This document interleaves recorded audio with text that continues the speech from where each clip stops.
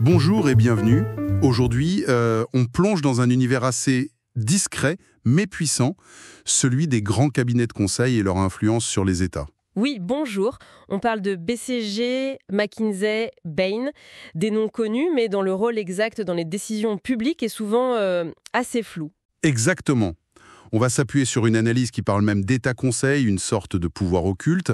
L'idée, c'est de décrypter un peu ça avec des exemples concrets. On va regarder notamment un projet assez troublant lié à Gaza, et puis la gestion de la pandémie en France. Ça devrait donner une idée. Allez, on commence fort avec Gaza et ce Project Aurora.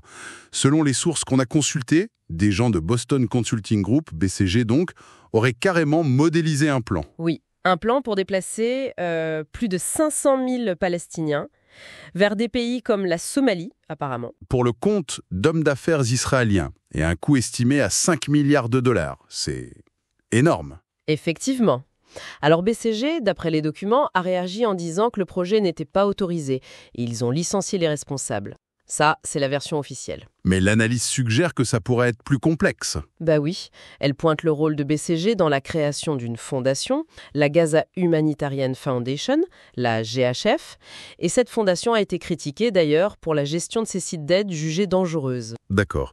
Et il y a un nom qui ressort, Philip F. Reilly. Ah oui, personnage intéressant, ancien ponte de la CIA, chef de la division paramilitaire, rien que ça, et il était conseiller senior chez BCG. Tout en montant, d'après la source, cette fondation GHF est même une société de sécurité privée, SRS, via une autre boîte, Orbis. C'est ça, un montage en plusieurs couches, cabinet de conseil, fondation humanitaire, société de sécurité. L'analyse rapproche ça d'une opération de renseignement, conçue pour être déniable. Déniable, c'est-à-dire ? L'idée serait que ça permette au gouvernement américain et israélien peut-être d'agir sur un dossier sensible comme Gaza, mais indirectement, sous couvert d'humanitaire et d'expertise privée. Et le nom Project Aurora, la source dit que c'est suggestif. Oui, comme une aube nouvelle, un nouveau départ, ou peut-être une opération secrète, qui sait, ça laisse planer le doute. C'est assez fou comme montage. Est-ce que ce genre de mécanisme, cette influence, on la retrouve ailleurs ? L'exemple français pendant la crise Covid est cité ? Tout à fait. Une commission d'enquête du Sénat français a parlé d'un phénomène tentaculaire. En gros, l'État serait devenu très dépendant des consultants. Les chiffres sont parlants, non ? Ah oui, les dépenses de l'État en conseil auraient doublé entre 2018 et 2021. On parle de plus d'1 milliard d'euros juste pour 2021.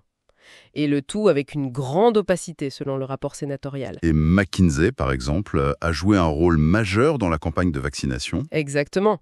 La source parle de plus de 4500 jours consultants mobilisés. C'est énorme. Et en parallèle, la commission sénatoriale a aussi pointé que les filiales françaises de McKinsey n'auraient payé aucun impôt sur les sociétés pendant 10 ans. C'est ce que les documents rapportent, oui. Ça fait pas mal de bruit d'ailleurs. Et l'analyse va plus loin, elle parle d'infantilisation de l'État.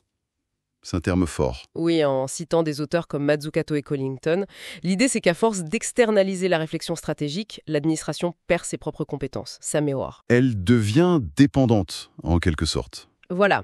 Et ça éroderait la souveraineté même de l'État à cette privatisation de l'intelligence stratégique selon cette perspective. Et ce ne sont pas juste des cas isolés, il y aurait des liens plus profonds, une culture commune. C'est ce que suggère l'analyse.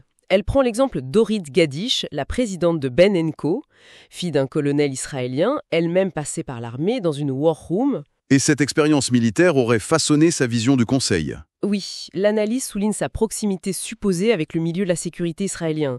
Elle voit un parallèle entre le conseil stratégique et le monde du renseignement ou de l'armée.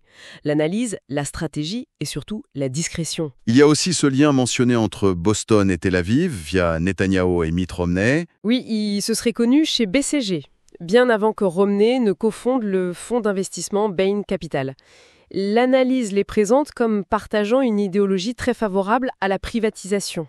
Et elle évoque même des liens financiers supposés entre le Mossad et Bain Capital. Oui, mais elle précise bien que ce sont des spéculations récurrentes, jamais prouvées publiquement. L'idée générale, c'est que ces grands cabinets agiraient parfois comme des extensions privées de l'État profond, capables de mener des actions sensibles hors des circuits officiels. D'accord. Alors, si on essaye de résumer tout ça, on a une poignée de firmes très puissantes, opaques, non élues démocratiquement. Oui. qui semblent avoir un poids déterminant dans des décisions politiques majeures, que ce soit la gestion d'une crise sanitaire mondiale ou des projets géopolitiques hypersensibles au Moyen-Orient. C'est le tableau brossé par les sources qu'on a examinées. Et ça soulève des questions assez fondamentales, pointées par l'analyse Arfos. Où finit le Conseil et où commence la décision politique? Surtout quand on a des anciens du renseignement qui planchent sur des déplacements de population. Et cette externalisation massive, est-ce qu'elle renforce réellement l'État ou est-ce qu'elle le vide de sa substance, de ses compétences? Exactement. Et puis, la question du contrôle démocratique. Comment contrôler cet État-Conseil qui semble évoluer un peu en marge des mécanismes habituels de redevabilité? Ça laisse matière à réflexion. Et peut-être une dernière pensée, pour conclure notre exploration. Si les fonctions vraiment stratégiques de l'État sont de plus en plus confiées à des acteurs privés qui opèrent souvent dans l'ombre. Quelles conséquences à long terme pour la démocratie elle-même et pour notre capacité en tant que citoyens à demander des comptes à ceux qui prennent les décisions qui nous affectent? C'est une vraie question.